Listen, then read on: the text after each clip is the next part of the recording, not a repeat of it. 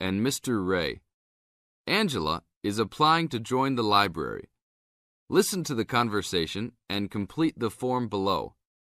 First, you have some time to look at questions 1 to 5.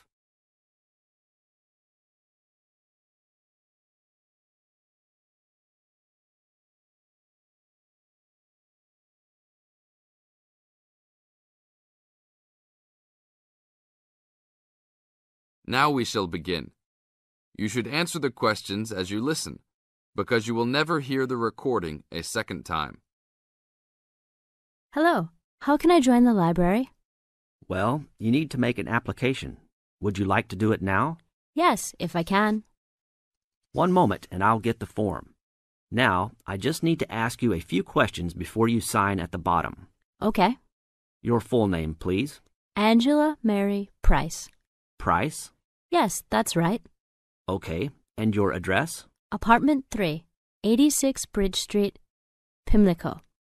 Bridge Street. That's just near here, isn't it? Yes, not very far. Good. So the postcode must be 2065, right? Yes, that's right.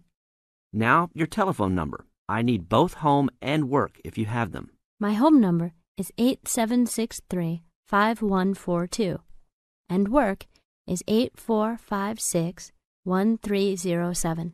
Do you need anything else, like ID or something? Yes, your driver's license will do, if you have one. Right. It's easy to remember.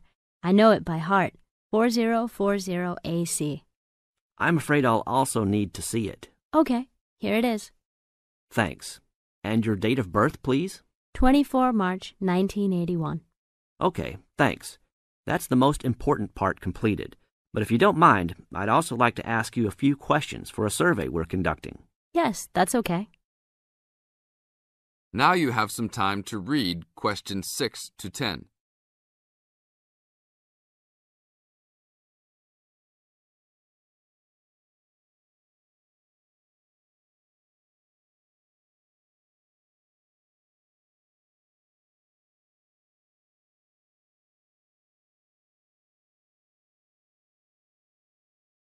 As the conversation continues, answer questions 6 to 10.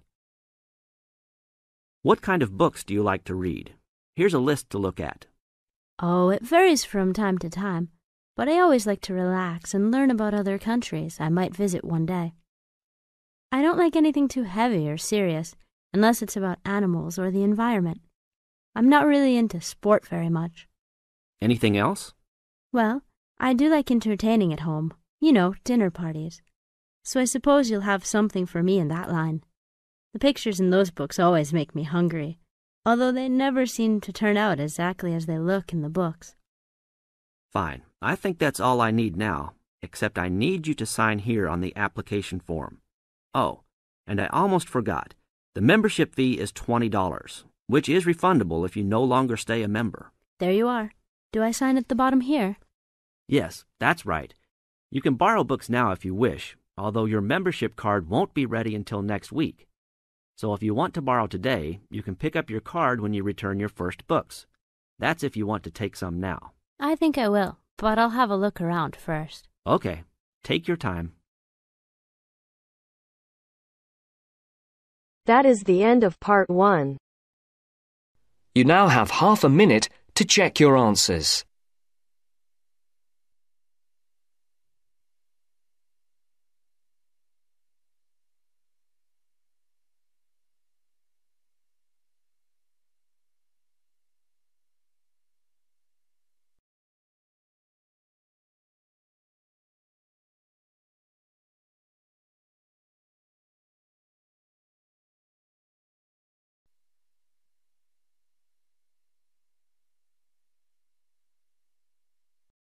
Part 2.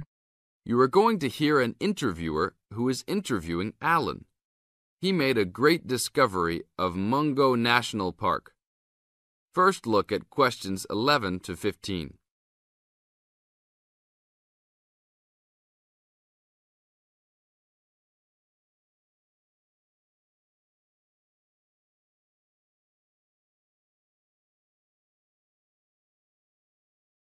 As you listen to the first part of the interview, answer questions 11 to 15.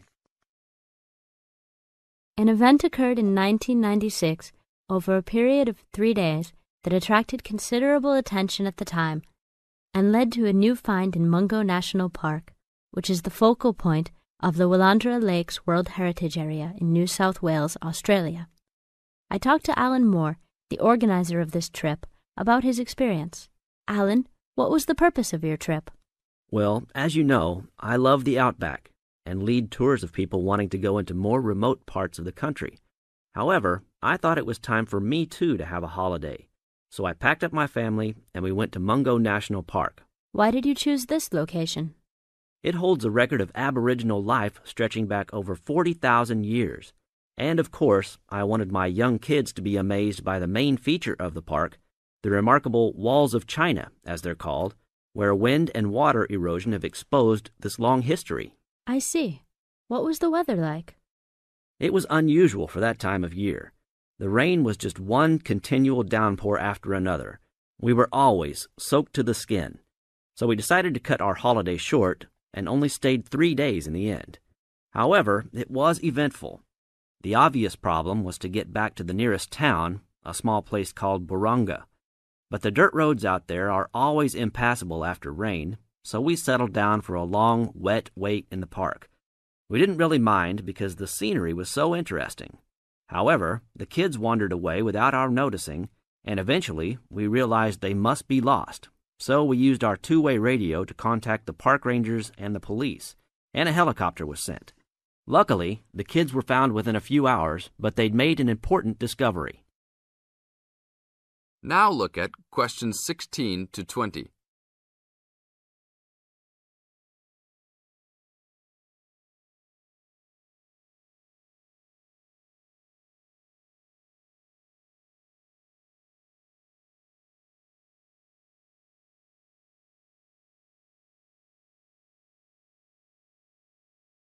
As the talk continues, answer questions 16 to 20.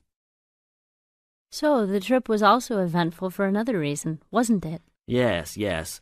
They led us to some ancient Aboriginal art. The kids had taken shelter in a very small, low cave that was difficult to see from the outside. We were lucky to have another family camping in our location. When they heard us calling the kids, they immediately helped us search for them, and as the hours went by, they also provided us with much-needed support and encouragement. We really appreciated their help, and as we were already soaked through after looking for the kids for a couple of hours, they even made sure we had enough dry clothes to wear. The park ranger managed to get through to us to lead the search, and when the helicopter pilot notified us by two-way radio that he'd seen the children but was unable to land nearby, we were able to eventually find them very excited about what was in their little cave. And what did you think of their cave? Well, after squeezing in, I must say I was impressed, and managed to take a few photos of it before we left. There were many faint markings and dots on the wall. It was difficult to tell what they represented because they were so small, but people from the museum who have since visited there said the markings were similar to some other findings in the area, and later confirmed they were very old. Although it's now a protected site, the children like to call it their cave, and are allowed to visit it when a ranger can go with them. Thank you, Alan. If you go to Mungo National Park, you can see the entrance to the cave and some of Alan's photos at the ranger's station. Alan continues to lead tour groups in the outback, and if you want further information... That is the end of part 2. You now have half a minute to check your answers. You now have half a minute to check your answers.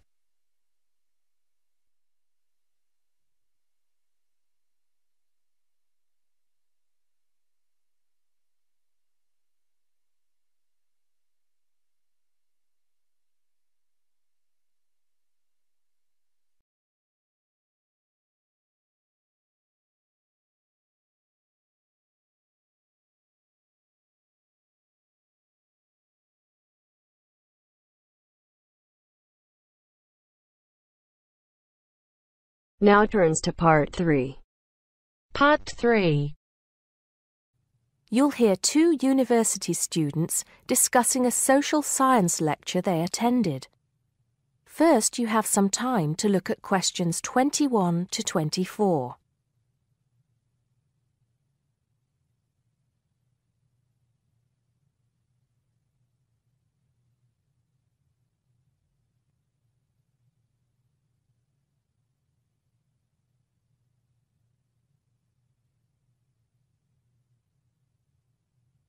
Now listen carefully and answer questions 21 to 24.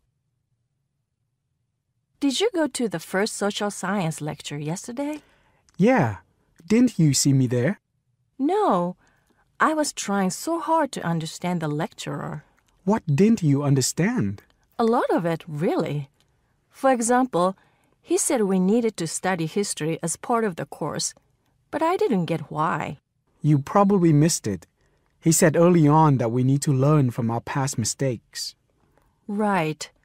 But he also said we need to put ourselves in the place of our ancestors. Why is that? I think the point is that it's not enough to know how they lived and what they did. We need to know what they thought. I see. And I've written transferable skills in my notes next, but I have no idea what that means. If you study social science, you learn skills that you can use in a job. Oh, right. Is that all? Okay, but why is that? The point he made was that in studying social science, you use a flexible and adaptable approach to learning. Before you hear the rest of the conversation, you have some time to look at questions 25 to 30.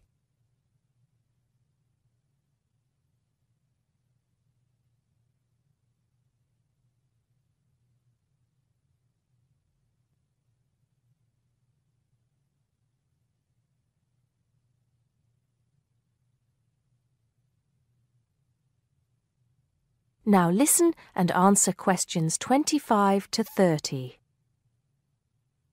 He also kept mentioning all the other subjects we will need to study as part of the course.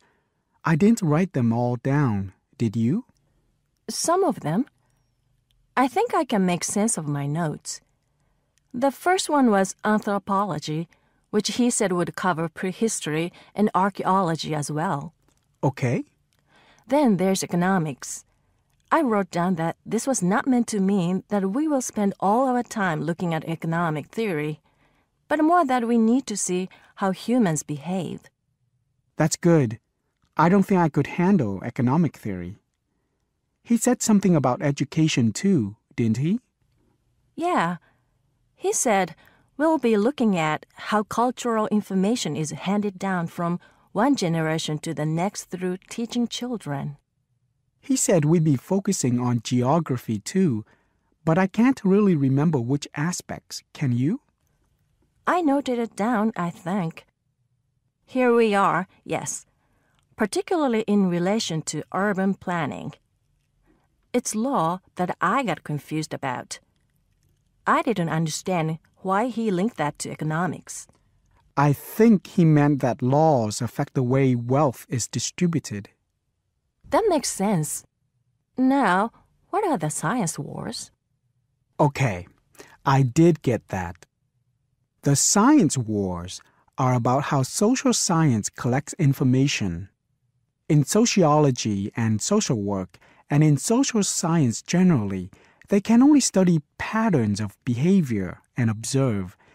If you compare that to the way scientists work in physics or chemistry, it's very different because they use specific experiments that can be tested and which give concrete answers. Social studies is often accused of being unscientific. That's all. Okay. But it still looks like a good course, doesn't it? You don't have any regrets, do you? None at all. I'm looking forward to it. That is the end of part 3. You now have half a minute to check your answers.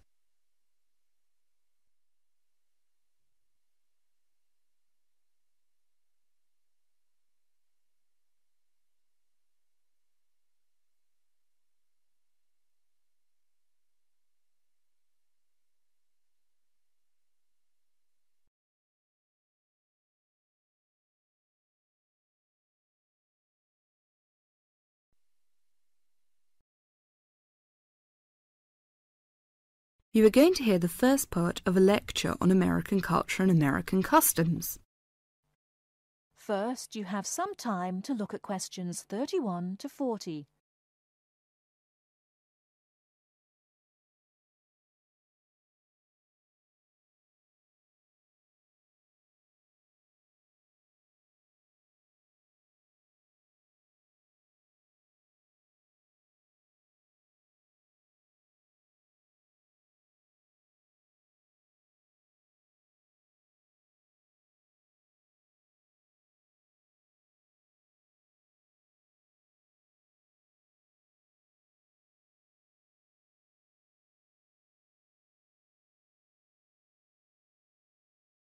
Now listen carefully and answer questions 31 to 40. Well, last week we talked about American education, and today I'm going to discuss American values, characteristics, personal habits and courtesies. Keep in mind as you are listening to this lecture that your goal is to understand, not to emulate or judge. Just briefly, I'd like to mention that there is a remarkable ethnic diversity in the United States. The population of the USA is about 260 million. 73% of the American population is white, 12% is African American, 8% Hispanic, 3% Asian or Pacific Islanders, and less than 1% American Indian or Eskimo. Many Americans resent generalizations being made about them because Americans see themselves as very unique and individualistic. On the other hand, Americans tend to lump foreigners together into one lot and condescendingly view foreigners as people who are not as intelligent or sensible as Americans. Despite Americans' dislike of generalizations and their ethnocentric point of view, it becomes evident that they are indeed American. Americans value individualism, independence, informality, directness, punctuality, achievement, and competition. Individualism is probably the most highly esteemed value in the American culture and an important key to understanding American behavior. In the historical development of the country, individuality was crucial for survival. If you asked Americans to characterize the ideal person, they would probably use adjectives such as autonomous, independent, and self-reliant. Persons tend to be viewed as individuals rather than as representatives of a family or a group. Here are some examples of how this value affects behaviors. 1. If a group of friends go to a restaurant, everyone wants to pay their own way. In other words, they want to have separate checks and not be someone's guest. 2. In friendships, which seem to initially develop more quickly in the US than in other cultures, the Americans may feel uncomfortable if you give them more help than they need. This is a tendency to draw back and see dependency as weakness. In some ways, the stress on the individual rather than the family or group has led to a more informal society. Sometimes this lack of formality is viewed by members of other cultures as a sign of lack of respect. But that is not the intention in the American value system. This informality is even more predominant on the university campus than in other segments of society.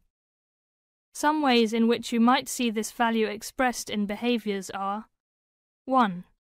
You will generally be on a first-name basis with other students, in spite of any age differences. 2. Dress is very informal on campus. 3. Language is informal and sometimes confusing.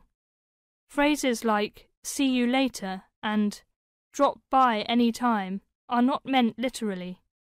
They are informal ways of saying goodbye. Americans are direct. Honesty and frankness are more important to Americans than saving face. They may bring up impolite conversation topics which you may find embarrassing, too controversial or even offensive. Americans are quick to get to the point and do not spend much time on formal social amenities. This directness encourages Americans to talk over disagreements and to try to patch up misunderstandings themselves, rather than ask a third party to mediate disputes. It is particularly interesting to see what behaviours have culturally become associated with straightforwardness. 1. A firm handshake somehow has come to be interpreted as a sign of sincerity. 2. Looking at a person when you speak to him or her gives an indication of honesty. 3. In a question of honesty versus politeness, honesty wins. It is considered better to refuse graciously than to accept an invitation and not go. 4. You will be taken at your word. If you refuse food the first time it is offered, to be polite, it may not be offered again. An American will not know that your initial refusal is politeness. Great value is attached to time in the US. Punctuality is considered an important attribute. As with all values, there are different rules of acceptability in different cultures. In the US, you should be present for school or business appointments at the exact time agreed upon. In social appointments, you can arrive 10 to 15 minutes after the agreed upon time without giving offence. If you are invited somewhere for dinner and are more than 15 minutes late, you will need to offer an apology and an explanation. A phone call explaining you have been detained and will be late will save face for you and patience for the other person. Americans also value achievement and competition. The American style of friendly joking or banter, of getting the last word in, and the quick and witty reply are subtle forms of competition. Although such behaviour is natural to Americans, you may find it overbearing or disagreeable. Americans are obsessed with records of achievement in sports, and sports awards are often displayed in their homes. Also, sometimes books and movies are judged not so much on quality, but on how many copies are sold, or on how many dollars of profit are realized. That is the end of part 4. You now have half a minute to check your answers.